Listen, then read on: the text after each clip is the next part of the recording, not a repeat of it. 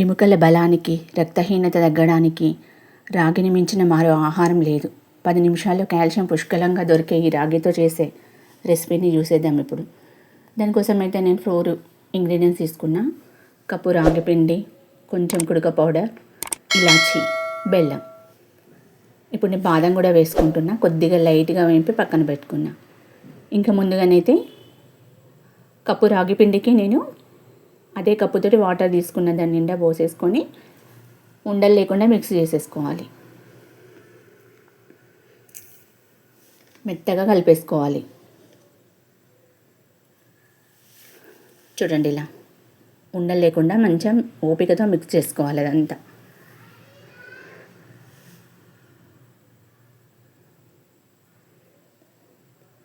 ఇప్పుడు అదే ప్యాన్లో వాటర్ పోసేసుకొని 1 కప్పు వాటర్ పోసుకొని 1 కప్పు బెల్లం వేసుకుంటున్నా నేను.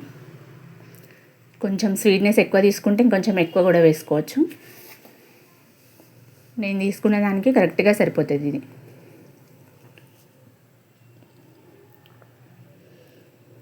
బెల్లం అంతా మెల్ట్ అయిపోయింది కదా, కొద్దిగా మసలాక కొద్దిగా సాల్ట్ వేసుకుంటున్నా నేను. నేనైతే మా ఇంట్లో ఎలా చేసుకుంటానో నా స్టైల్లో చూపిస్తున్నా. కొద్దిగా కుడక పౌడర్ వేసుకుంటున్నా. బట్టిగా కూడా చేసుకోవచ్చు, కానీ నేనైతే ఇవన్నీ వేసుకుంటున్నా. కొద్దిగా ఇలాచీ పౌడర్ వేసుకున్నా. టేస్ట్ బాగుంటుంది ఇలా చేసుకుంటే. ఇప్పుడు కలిపి పెట్టుకున్న మిశ్రమం ఉంటుంది కదా రాగిపిండి, అది కూడా వేసేసుకోవాలి. మొత్తం ఉండలు లేకుండా మంచిగా కలిపేసుకోవాలి.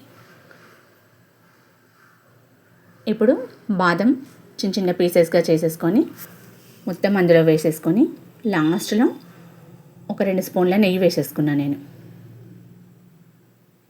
ఎక్కువ వేసుకోవాలనుకుంటే నెయ్యి ఫ్లేవర్ బాగుంటుంది, ఇంకా వేసుకుంటే వేసుకోవాలనుకోవచ్చు.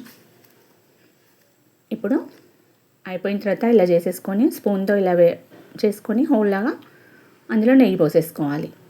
ఇంకా వేడి వేడిది తింటే అద్భుతంగా ఉంటుంది, సూపర్. ఇంకా పైనుండి బాదంతో గార్నిష్ ఇలా చేసుకున్నాను నేనైతే. నచ్చితే ఒకసారి ట్రై చేయండి. మీకు ఆడవాళ్ళకి నడుము నొప్పి, బలహీనత అప్పుడప్పుడు అనిపించినా కూడా ఇలా చేసుకొని తింటే బాగుంటుంది. నెలకు 1-2 సార్లు చేసుకున్నా సరిపోతుంది. ఇలా చూడండి, ఇలా గట్టిగా రావాలి.